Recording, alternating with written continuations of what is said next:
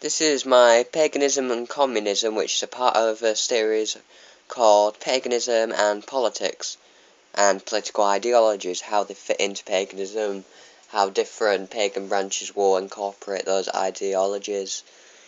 It's basically how that works. So communism, for the people who don't know what communism is the idea that everybody is equal, everybody has the same money, house, rights, cards. Cars, not cards, but probably card too. So if you look at places like Cuba, I wouldn't include China or Russia because I don't call them communist societies. When you look at Tiananmen Square and the fact that they've suppressed a lot of information in both countries, they've suppressed their own people. So I won't count them as communists because communists don't do that. But it's the idea that nobody is better than anyone. Everybody is as equal as each other. It's just equality, the perfect idea of equality. So how that would fit in is because many pagans will obviously see the goddess and gods, or just deities in general, as better than them, or in a higher way to them. They'll respect them more than they will people. That's the same with ancestors, maybe a lot of archetypes like fairies and figures from stories. They may get treated better than themselves and the people around them.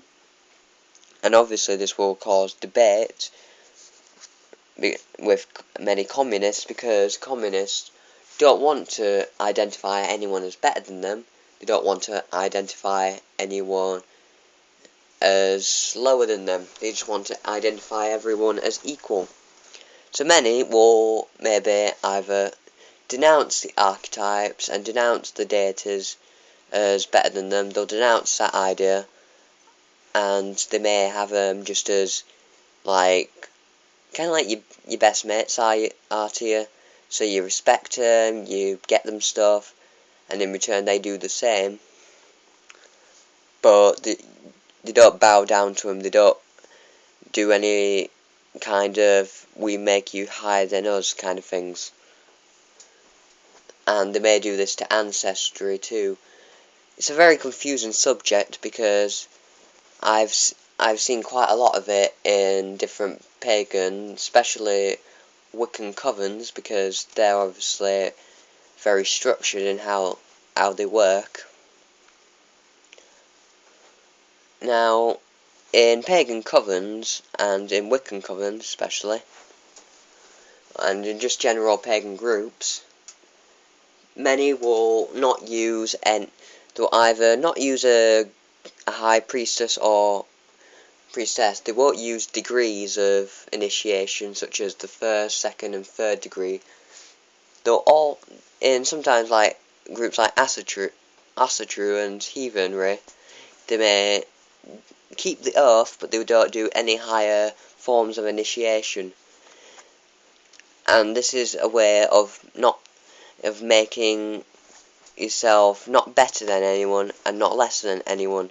You all have the same rights, you all have the same initiations.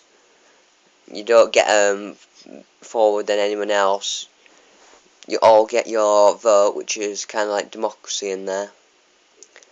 So obviously, as you can see, communism and paganism do quite mix in, I wouldn't say in harmonious ways, but they do mix in ways that a lot of other political ideologies might not. Now I know this is a shorter video than my last one, but it's still basically yeah, it's still basically the same. So like, subscribe, tell me what you think, tell me if you're a pagan yourself, tell me what you've seen in communistic ideology, if you support it, if you don't support it. Just tell me what you think really about this video, and if you support what I'm trying to say about it. If you don't, you don't. If you do, you do. Simple as. So I say goodbye to you, and thank you for listening and watching.